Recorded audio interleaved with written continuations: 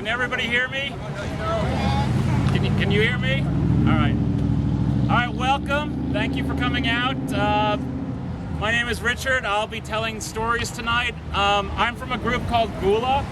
If you're not familiar with our group, we celebrate LA's ghost lore. So if you like LA history, especially the sort of weirder, darker history, the twisted history, and you like to hear ghost stories, we're the group for you. Because I'm going to guess that if you're here tonight, you fall into that category. Check out our website. You'll be notified of other events like this. We do events all year long, not just in October. We do meetups in haunted bars where we tell the ghost story of the bar and have a drink and hang out. We do bus tours, walking tours. We do haunted house tours where we go through a historic home and then talk about all the ghost lore connected to the property. We've done haunted puppet shows where we go to a puppet theater and talk about the ghost stories of the theater and have the puppeteers tell their personal stories. We've done meetups at a haunted miniature golf course. Again, if you like kind of weird history, you like getting out and seeing the far corners of our city and unusual places, and you like to hear ghost stories, we're kind of a free tour just to get the pass. But at the end of the evening, if you've enjoyed it, if you feel you've learned something, and you want to contribute a little something just to keep this tour going, that would be greatly appreciated. Now, the way the tour is going to work is in a moment, we're going to go through Union Station, underground, get on the red line, and we're going to travel it 13 stops to the very end in North Hollywood. Along the way, we're going to get off at some stops, go up to street level, and I'm going to talk about the things that you can see from that vantage point. And we'll go back down, ride a few more stops, and go up and talk about the things that you can see from there.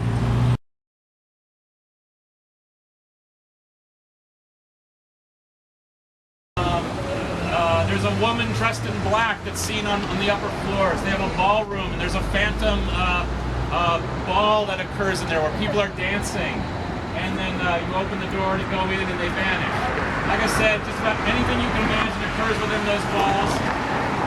I was talking, there's a bar on the ground floor, and I was talking once to the bouncer at the bar, and he told me that at the end of the night, when they collect all the empty glasses from the bar, they collect them all and put them on the bar as they go around the bar. They let them all, basically put them all on the bar to rest while they take them back to the bar. And he said one night when they were in there, all the empty glasses along the bar rose up about 2 or 3 feet above the air and just floated above the bar for a moment and then just slammed down and shattered all of them. So like I said, just about anything you can imagine occurs within those walls.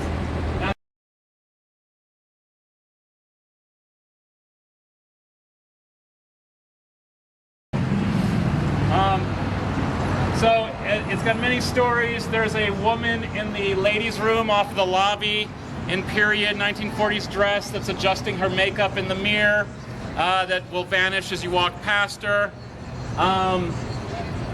There is a phantom singer in the theater when they're setting up for it's now obviously a legitimate theater where they do plays. When they're setting up for the next production, they're putting out the microphones. They will hear singing coming from one of the microphones from the stage, as if somebody is standing in front of that microphone singing. It won't be picked up on any of the other microphones that are near that microphone, just that one. When they were doing the renovations to this, they just recently completely restored it and brought it back to its grandeur. There is a story that late one night an electrician was working on the theater, and they had scaffolding set up along one of the walls of the auditorium. And he was up high in the scaffolding in a hole in the wall, reaching in, working on some wires, laying down on the boards, working on some wires. And he claims that in the middle of the night, a man in sort of very old clothing stepped off the balcony onto the scaffolding. He could feel the footsteps. The man came closer and closer, came right to him, stood right over him as he was lying down doing the wiring, leaned down and tried to see what he was doing. Now, it was very awkward for a moment, and then the man said, he turned to the man standing over him, over his shoulder, and said, "Can I help you?" And with that, the man vanished into thin air. It's presumed that that is the ghost of Alexander Pantages, obviously the man who built the theater. He's also been apparently seen in the Frolic Room, which is the bar right there directly across the street. That bar originally did not have an entrance on the street. It was originally the VIP bar for the theater, meaning that if you were Alexander Pantages or one of his friends, you could go into that bar during intermission and have a drink. It had an entrance that went into the lobby of the theater.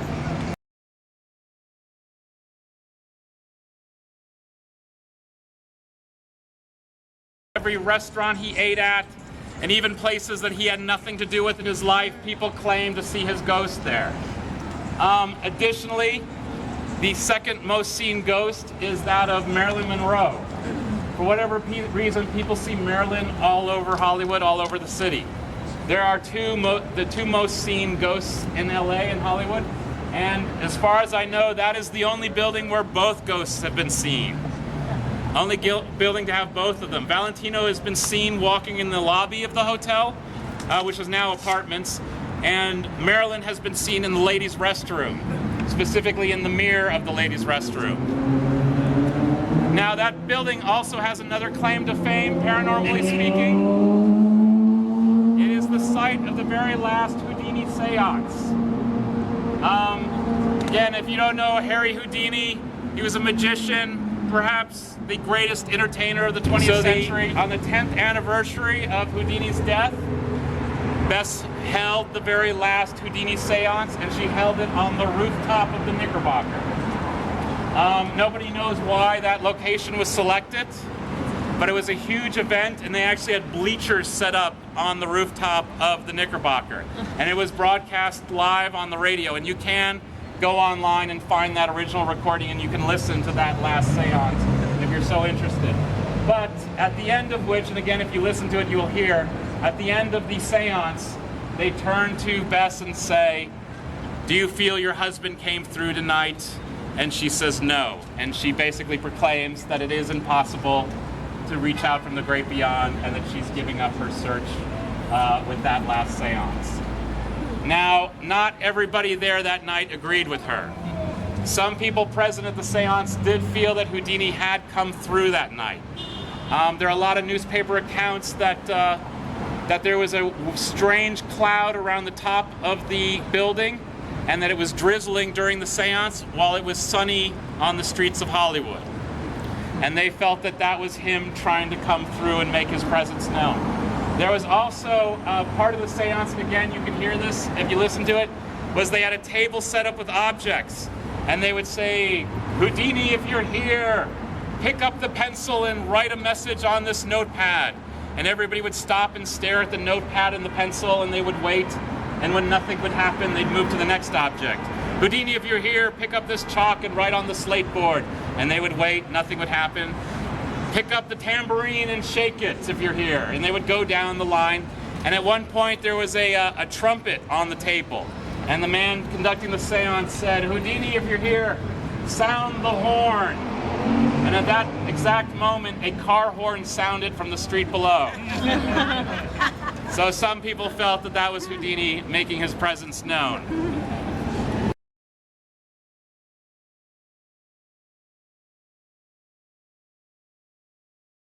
But anyway, so earlier I mentioned that the Alexandria was the second most haunted hotel in LA.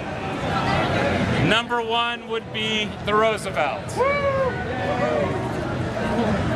That is pretty much the haunted hotel that everybody knows of Los Angeles. In every guidebook of LA, every guidebook, when they talk about the Roosevelt, will talk about the ghosts. It's been on so many TV shows, reality shows and whatnot.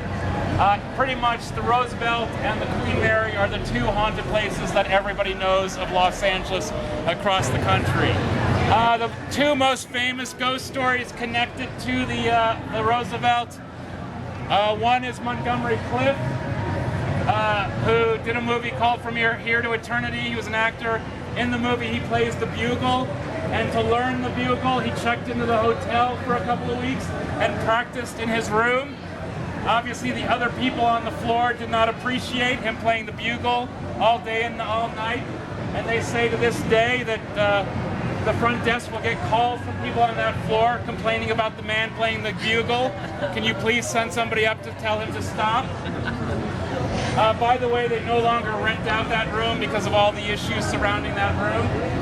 The other most famous ghost story connected to the hotel is that of it's called the Marilyn Mirror.